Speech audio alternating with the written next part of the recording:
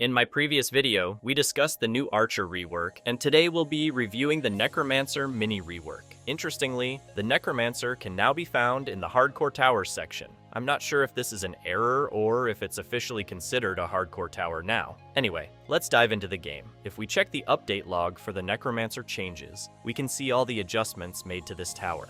First, the level cost has been increased. They also made some small changes to the cooldown for each level. Next, let's talk about the damage. Unfortunately, it's been nerfed this time. As you can see, all the damage values have been reduced, making this a clear downgrade in terms of overall damage output. On the other hand, the range has been significantly increased. Just look at the max level. It's gone from 20 range to 32, which is basically on par with Ranger level range now. Now for the new feature, the Soul Meter. Essentially, you need to fill the Soul Meter to spawn graves. Instead of spawning skeletons every 30 souls, you now need to reach specific thresholds for it to happen. As for the max hits, they've been decreased, and most of the max graves have also been reduced, except at max level, where it's been increased from 8 to 9.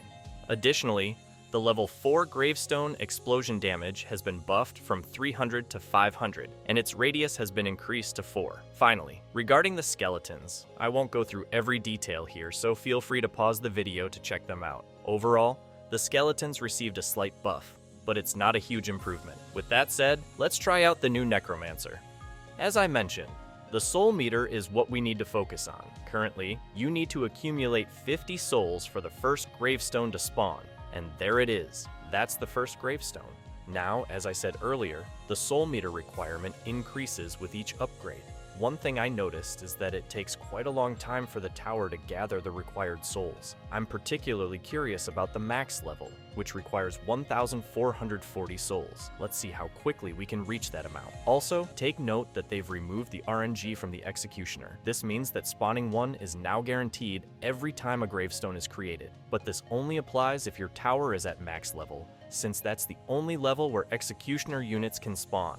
That said, I found the mechanics of the soul meter a bit confusing at first, but after several attempts, I think I figured out how to spawn the Executioner. Here's how it works. If your tower is max level and you don't have any gravestones spawned yet, you'll need 1,440 souls to spawn the first gravestone. However, when it spawns, it will only be a base level gravestone. To get the Executioner to spawn, you'll need to gather an additional 1,440 souls, bringing the total to 2,880 souls for one guaranteed Executioner. If you try to spawn the Executioner right after accumulating the initial 1,440 souls, it won't work.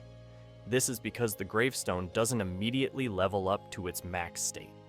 Instead, the soul meter must fill again while the gravestone levels up automatically. The Necromancer doesn't perform any animation for this. It just happens in the background. To summarize, you need 1,440 souls to spawn the first gravestone. You need an additional 1,440 souls to upgrade the gravestone and spawn the Executioner.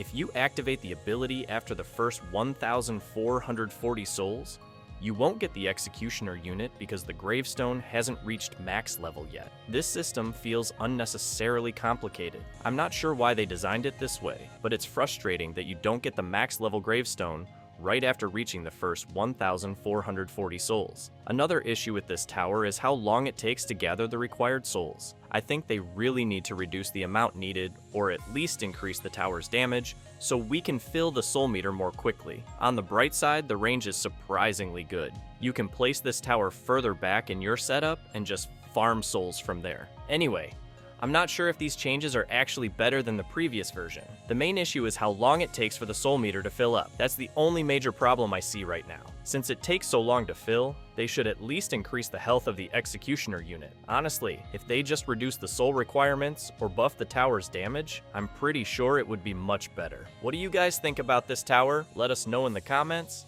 and don't forget to subscribe. Thanks for watching.